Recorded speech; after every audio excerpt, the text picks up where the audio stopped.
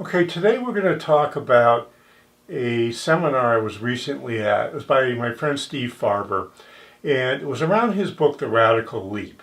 Now, The Radical Leap is a book I highly recommend to everyone read, and what LEAP stands for is love, energy, audacity, and proof. So one of Steve's statements, which I think is just a really, really important statement, is do what you love in the service of people who love what you do. I want to say that again. Do what you love in the service of people who love what you do. So let's unpack this a little bit, and let's start out with do what you love. So when we start with do what you love, that means have a business that you love, providing services that you love, that you think provide really high value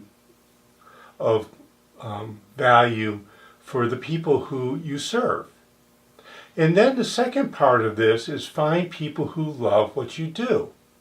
So if you're doing what you love and you're doing it in the service of people who love what you do, you're going to have a business that A is very successful, and B, you're going to really enjoy working with the people you work with. Now, this is especially true if your business is one that you provide the direct service for. So if you're providing service for your customers, and it's not something that you absolutely love what you're doing, don't you think they're going to figure that out? Don't you think that they're going to say, well, that's okay, but it's not what I really, really want? So we've done some sessions on values and what are your values. And that's a good place to start figuring out, is what you love fitting in with what your value system is? And if the two don't go together well, there's a really good chance you're not going to love what you do very much. Now, on the other part is doing it in service of people who love what you do. For me, that's all around culture, niche, learning to say no, and what clarity is. So culture really is, again, values. There's another word for values. Culture is the manifestation of what your values are. Niche is being really clear about who the people are that love what you do.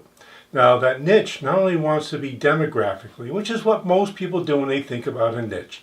They think about somebody who's 50 years old, makes a certain amount of money, might work in a certain industry. That's not a niche. That's a market segment. A niche is where you also add the psychographic element to that. And the psychographic element is basically what makes that person into the person they are. What are their belief systems? Are their values compatible with your values? If the answer is no, then you have to learn how to say no. And what does that lead to?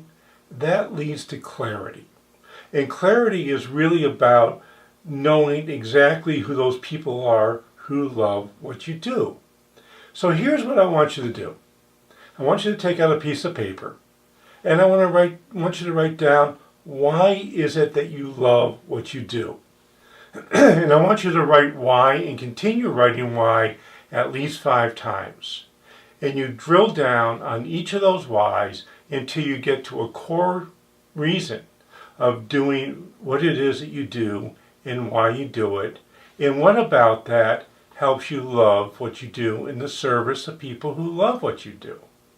And then I want you to write down the 5 people who fit in that love what you do the most, and then look at those people and try to figure out what their values are, who they are as people, what makes them what they are, and why do you enjoy working with them so much.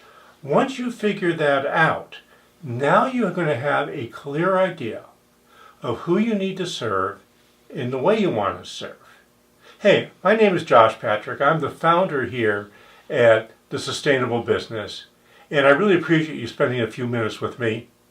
Why don't you stop back here really soon? Oh, by the way, leave a comment below what you think about this video, and what do you think about the Radical Leap, which again stands for love, energy, audacity, and proof.